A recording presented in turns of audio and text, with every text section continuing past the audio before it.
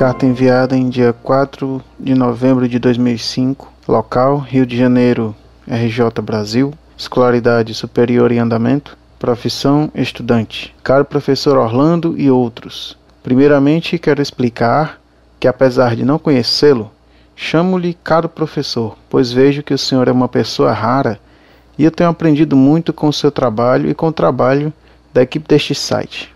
Eu admiro muito a franqueza, a racionalidade, logicidade e até uma certa aspereza com as quais o senhor defende sua fé. Isto nos passa uma convicção muito grande e legitimidade de sua parte. Tenho a impressão de que o senhor sabe dosar de forma equilibrada dureza e brandura, repreensão e elogio, típico de um verdadeiro preceptor. Um mestre que não só diz o que tem que ser dito, mas que faz o que diz. O senhor me passa também a imagem de um cavaleiro medieval, defensor da cristandade, um vassalo cujo suzerano é o próprio Papa. Lembro-me aqui da passagem de 2 Timóteo, capítulo 2, versículo 15. Abre aspas. Procura apresentar-se a Deus aprovado, como obreiro que não tem que se envergonhar, que maneja bem a palavra da verdade. Fecha aspas. Leio muito o conteúdo deste site e, como ainda não aufiro renda, não tenho contribuído para a manutenção do mesmo. Antes de escrever o objeto propriamente dito desta carta, peço-lhe desculpas, caso me alongue muito no decorrer da mesma. Gostaria de relatar-lhe sucintamente a história da minha religiosidade. Após meu nascimento, fui batizado na Igreja Católica, a Igreja de Nossa Senhora do Perpétuo Socorro, na pracinha do bairro do Grajaú, zona norte da cidade do Rio de Janeiro. A partir desse dia, nunca mais retornei à Igreja Católica. Meus pais não eram católicos, praticantes, eram só católicos, entre aspas. Pouco antes de se separarem, minha mãe converteu-se para o protestantismo e, consequentemente, eu também passei a ser protestante.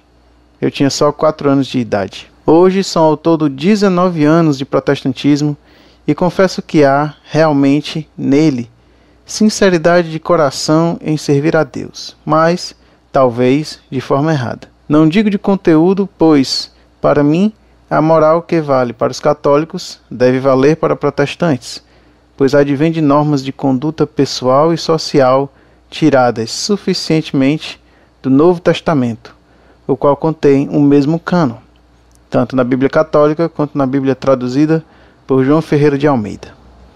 Mas, como às vezes o vício de forma contamina todo o ato, por favor, professor, corrija-me se eu estiver errado, durante 18 anos desses 19, fui informado de que a Igreja Católica era idólatra, adorava Maria e estátuas, orava em favor dos mortos, e que o Papa introduziu livros não inspirados na Bíblia e tudo mais que é arguido nas cartas enviadas a este site. Ocorre que eu comecei a comparar o que estava escrito nas páginas sagradas da Bíblia com a doutrina seguida na minha igreja e notei o seguinte: coisas que estavam determinadas claramente nas Sagradas Escrituras não eram exercitadas ou eram de maneira secundária. Coisas que não estavam claramente determinadas eram exercitadas com prioridade. Porém, o fato de saber se algo está claro ou não nas Escrituras já é em si um ato de interpretá-las. Então passei a questionar não só a doutrina da minha igreja, mas também a interpretação que lhe davam. Vi que por causa da interpretação, cada igreja evangélica tinha sua própria doutrina. E eu andei pesquisando e visitei também outras denominações. Então, com isso, principiei a fazer-me, sozinho, diversos questionamentos, entre os quais: por que cada denominação tem sua própria, entre aspas, doutrina?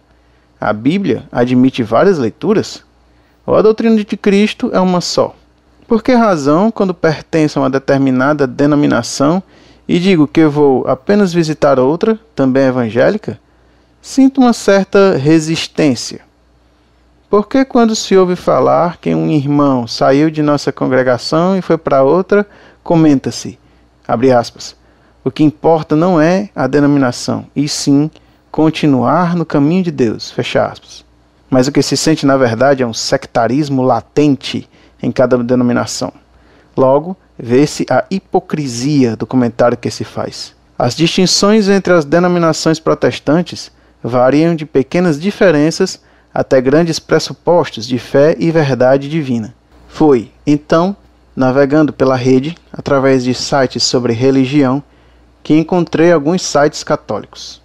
Devorei, entre aspas, a parte de apologética deles e observei que os argumentos pró-católicos eram coerentes em detrimento do protestantismo. Sola Scriptura versus tradição. Sola Fide versus o valor das obras para a salvação. Purgatório, primado de Pedro, infalibilidade, etc. Conheci, por derradeiro, a Associação Cultural Montfort. Desde então, passei a estudar mais a fé católica. Li em alguns pontos do Novo Catecismo, em especial, o que fala sobre os sacramentos, e instantaneamente passei a amá-los e a crer no valor deles. Eu os entendi e, consequentemente, criei neles. Intelligo ut credam. Hoje, enxergo o valor da Eucaristia, a transubstanciação, a beleza da confissão, da penitência, da extrema-unção. Tenho vontade de tornar-me católico de verdade, porém, deparo-me com algumas questões.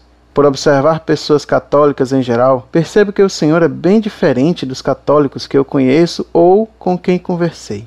Parece que o Senhor conserva os verdadeiros valores da Igreja, que são imutáveis. Li em algumas cartas suas a afirmação de que o Concílio Vaticano II trouxe mais problemas para a Igreja do que verdades, e que o Papa João Paulo II teria afirmado conter aquele concílio apenas, entre aspas, ideias e não dogmas. O Senhor também aconselhara um leitor a ler o Catecismo Tridentino, pois este seria a melhor expressão do catolicismo. Disse ainda que padres realmente consagrados e compromissados com o Papa são raros hoje. Daí pergunto, em que lugar aqui no Rio de Janeiro posso beber da verdadeira fonte? Que editora publica o Antigo Catecismo de Trento? Com que padre eu posso conversar? Em que documentos da Igreja encontram-se os erros modernistas e relativistas do Vaticano II, para que eu tome o cuidado de não aprender errado ou até mesmo para que possa evitá-los agora, num primeiro momento? O senhor conhece alguma igreja aqui na cidade do Rio em que se celebra a missa em latim?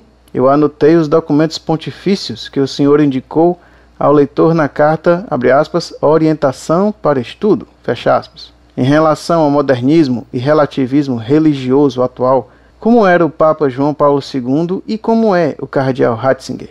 O que o Papa Bento XVI pensa sobre o Concílio Vaticano II? Agradeço-lhe desde já a sua atenção.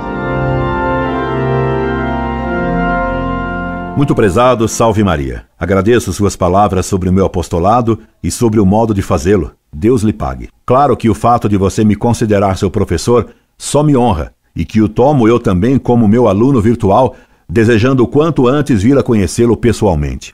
Ao tratar de sua conversão, em sua carta brilha a sinceridade com que sua alma busca a verdade, revelada por Deus e ensinada por sua única igreja, que é a Católica Apostólica Romana. Rezo a Deus que o ilumine com sua graça, fazendo com que compreenda cada vez melhor a verdade da igreja. E dou graças a Deus que o conduziu admiravelmente até o ponto de reconhecer e amar os sacramentos. Deus a ninguém abandona. Sua carta e o que você narra de sua vida o comprovam. Você deve ter lido em São Paulo que é necessário que venham heresias, mas ai daqueles que as promovem. Hoje, vivemos num tempo de heresias. De Lutero veio o liberalismo subjetivista e deste, o modernismo.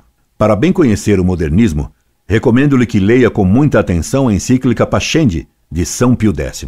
Indo ao Rio, ou vindo você a São Paulo, lhe darei aula sobre a gnose, romantismo e modernismo. No site você encontrará algo sobre esses temas. O melhor catecismo é o do Concílio de Trento, chamado também de Catecismo Romano, por exprimir a verdade ensinada pelo Papa, Bispo de Roma, a quem Cristo confiou o pastoreio de suas ovelhas. Que Nossa Senhora o guarde sempre, é o que lhe deseja este, que se rejubila em ser tido como seu professor.